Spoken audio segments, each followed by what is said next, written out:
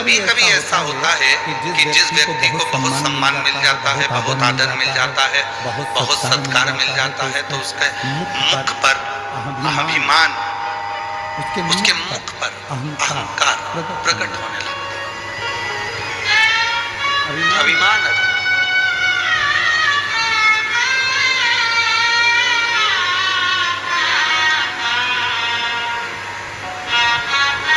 जैसे मदनासुर, सतयुग का एक ऐसा असुर हुआ मदनासुर,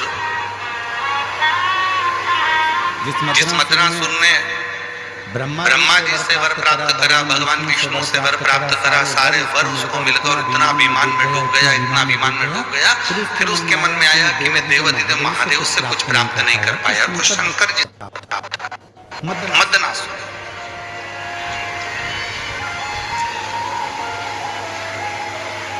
और शिव तो सरल है। शंकर भगवान कभी तुम्हारी वीआईपी वस्तुओं से प्रसन्न नहीं होते।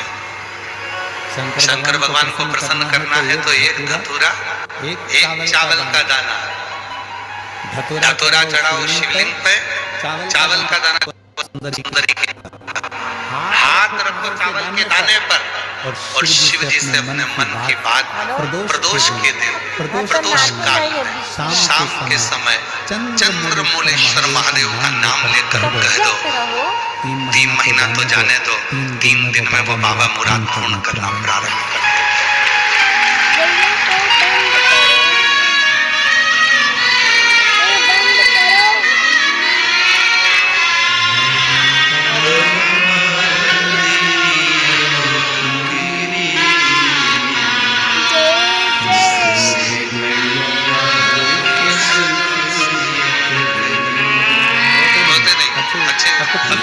बेटा ऑफिसर बन गया, उनका चाहिए एक बार जोरदार ताली बजाओ। बेटा फ्लाइंग ऑफिसर बना है और बधाई।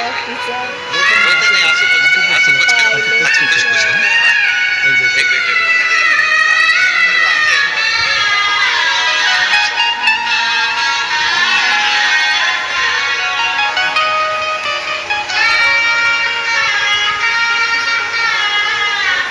सरल है। तुम्हारी वस्तुओं को बहुत सारा दिखावा शंकर जी को प्रियता नहीं दे। बहुत सारा आडंबर भी शिव जी को प्रियता नहीं दे।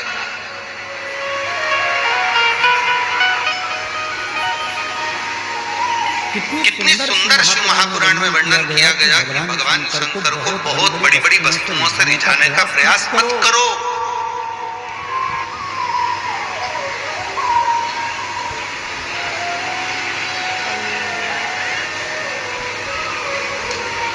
बहुत सारी वस्तुओं से शिव प्रसन्न नहीं होते।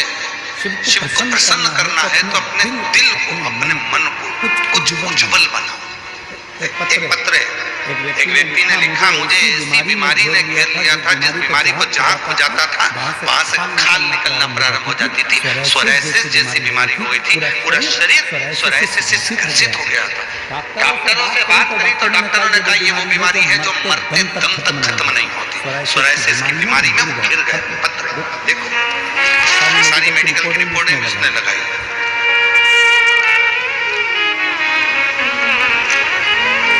मेरा नाम राजेश गणेश राजवत, मेरा मोबाइल नंबर ये है। मैं वरण गांव रामपेट का निवासी हूँ। कहीं बैठे हो तो हाथ हिला सकते हैं, और कहीं बैठे हो तो आ सकते हैं। मेरा नाम राजेश गणेश राजवत, मेरा मोबाइल नंबर ये है। मैं वरण गांव रामपेट का निवासी हूँ। बाबा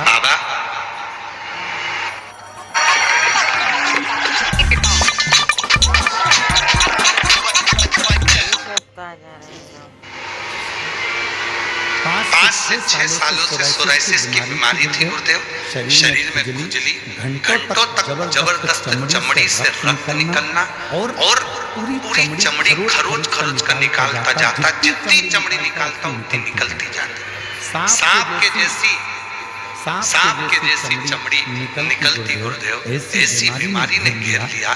डॉक्टर ने कह दिया कि मरते दम तक ये बीमारी नहीं जाएगी, इसकी कितनी भी दवाई खाओ ये कोई बीमारी जाती नहीं। बहुत सारा अस्पताल का कोर्स किया, जलगांव के सबसे अच्छे अस्पतालों में भी इलाज किया, फिर भी गोलियां असर नहीं करती गुरुदेव। तब